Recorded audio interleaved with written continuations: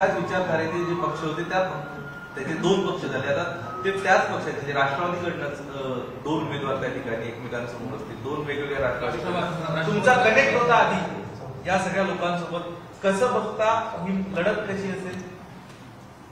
की जून महिन्यामध्ये दादांच्या नेतृत्वाखाली एनडीए मध्ये सहभागी होण्याचा निर्णय बहुमताने त्या ठिकाणी घेतला.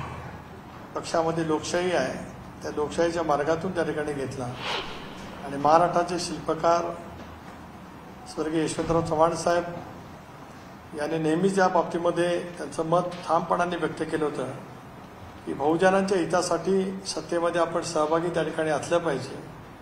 त्यामुळे चव्हाण साहेबांचा विचार किंवा त्यांनी ज्या भावना वेळोवेळी मांडल्या होत्या त्या साऱ्या गोष्टीचा विचार करत दादांच्या नेतृत्वाखाली राष्ट्रवादी काँग्रेस पक्षाने, मग त्यामध्ये आदरणीय प्रफुल्लभाई असतील, आदरणीय भुजबळ साहेब असतील, मुश्रीफ साहेब आहेत, दिलीप वळसे पाटील साहेब आहेत, धनंजयजी मुंडे आहेत, बाबा आत्राम आहेत, अनेक सहकाऱ्यांनी राष्ट्रवादी काँग्रेस पक्षाच्या 43 आमदारांनी हा निर्णय त्या ठिकाणी घेतला.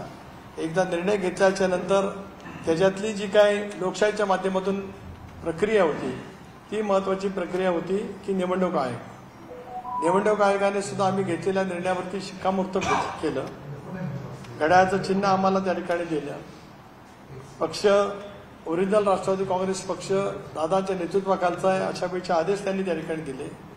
त्यानंतर विधानसभा अध्यक्षांच्याकडे ज्या ज्या काही बाबी त्या ठिकाणी प्रलंबित होत्या, याचिका होत्या, त्या याचिकांचा सुका निकालमधल्या कालावधीमध्ये लागला आणि तो निकाल लागत असतानाच विधानसभा अध्यक्षांनी सुद्धा राष्ट्रवादी काँग्रेस पक्ष अधिकृत कुठले आहे या संदर्भातला निर्णय सुद्धा त्या ठिकाणी दिला. सर्वोच्च न्यायालयामध्ये सुद्धा या बाबतीमध्ये एक याचिका करण्यात आलेली होती की निवडणूक आयोगाने दिलेला निकालच खारिज केला जावा, त्याला त्या ठिकाणी स्थगिती मिळावी. पण त्याही बाबतीमध्ये सर्वोच्च न्यायालयाने त्या ठिकाणी निकाल दिला. आणि एक बाब खरी आहे की घड्याळ चिन्ह वापरायला आम्हाला परवानगी देत असताना खाली आम्ही त्या पद्धतीचं एक लिहायचं आहे की सर्वोच्च न्यायालयाच्या निकालाच्या अधीन राहू. त्यामुळे त्या बाबतीमध्ये आम्ही तो निर्णय त्या ठिकाणी घेतो आहोत. त्यामुळे एक जी भूमिका घेतली की एनडीएमध्ये सहभागी व्हायचं आहे, विचारपूर्वक भूमिका घेतली. आमचा शिवछत्रपतींचा विचार, शाहू फुले आंबेडकरांची सामाजिक समता या विचारापासून तसुबट न राहता आम्ही त्या विचारावरती काम करण्याचा ज्यावेळेला निर्णय घेतला, स्वाभाविकपणाने लोकशाहीच्या माध्यमातून ज्यावेळेला निवडणुका येतात त्या निवडणुका आता घोषित झालेल्या आहेत. महाराष्ट्रातल्या दुसऱ्या टप्प्याची सुद्धा अधिसूचना निघालेली आहे. तिसऱ्या टप्प्याची अधिसूचना ही 12 तारखेला निघेल. त्या अनुषंगाने ही वैचारिक लढाई आहे. त्याच्यामुळे परिवार हा एक भाग वेगळा आला. वैचारिक लढाई, सिद्धांतावरती लढाई ज्या वेळेला होत असते त्यावेळेला मग त्या लढाईमध्ये जे का असेल त्याला सामोरं जायचं असतं.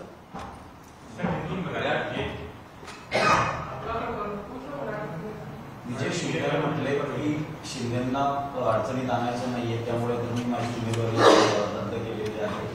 तुमचा काही संपर्क झाला आहे का या सर्व वादांमध्ये? नाही, विजय शिवतारेंचं या भूमिकेचं मी मनापासून या ठिकाणी स्वागत करतो. ते दीर्घकाळचे आमचे सहकारी त्या ठिकाणी आहेत. सामंजस्याच्या माध्यमातून त्यांना ज्या काही भावना व्यक्त करायच्या असतात ते केल्याच्या नंतर महायुतीसाठी त्यांनी जो निर्णय घेतलेला आहे त्याचा मी प्रदेश राष्ट्रवादी काँग्रेस पक्षाचा अध्यक्ष म्हणून मनापासून स्वागत करतो.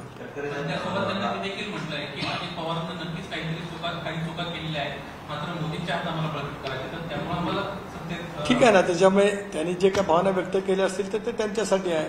त्यामुळे त्याच्यामध्ये आम्हाला वेगळं वावगं वाटण्याचं काही कारण नाही. शेवटी त्याचं अंतिम उत्तर काय आहे तर महायुतीला त्या ठिकाणी समर्थन देणं.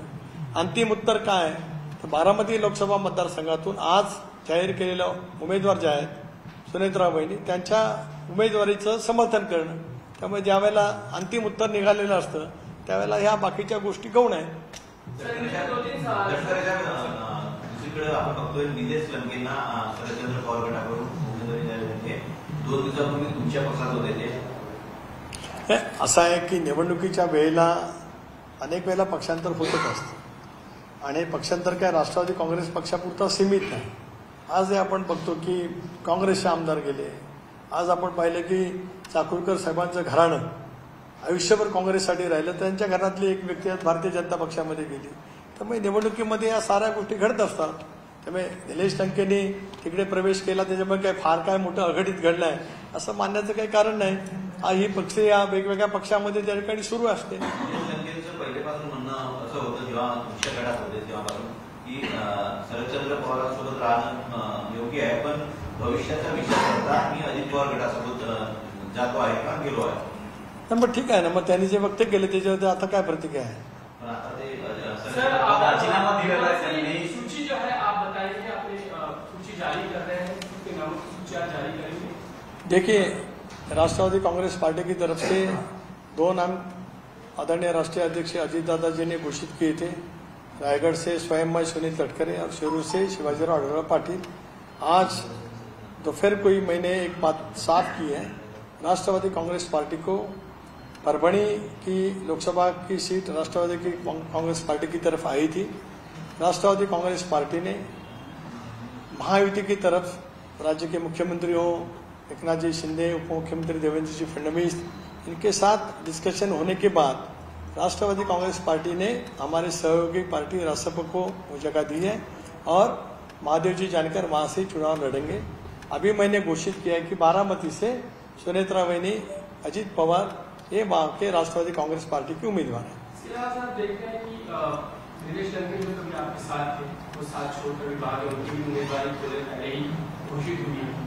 ये जो बदल है आने से आपके पास आते वक्त की भाषा और अब वहां जाने के बाद क्या लगता है कि दिनेश टंडन के लिए हो पाएगा जिस स्थिति आप देख रहे हैं.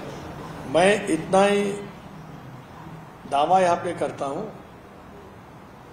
महायुति के उम्मीदवार जो दक्षिण नगर से चुनाव लड़ रहे हैं डॉक्टर सुजय विजय पाटिल भारी वोटों से वो जीत कर आएंगे. राष्ट्रवादी कांग्रेस पार्टी पूरी तरह से ताकत उनको जिताने के लिए वहां लगाएंगे. सर नासिक सीट के लिए हमेशा महायुति में आगे रहे हैं, नासिक सीट क्या उसके भी बातचीत जारी है. चालू है बातचीत, कई घंटों में उसके बारे में फैसला आ जाएगा. दुसरीकडे जितेंद्र आव्हाड कुछ नहीं थे. बारामती सीट को लेकर जिस तरह परिवार की लड़ाई सामने आ रही है, ये बात आ रही है कि जिस तरह से दोनों आमने सामने हो गए तो देखिए, विचारों की लड़ाई है.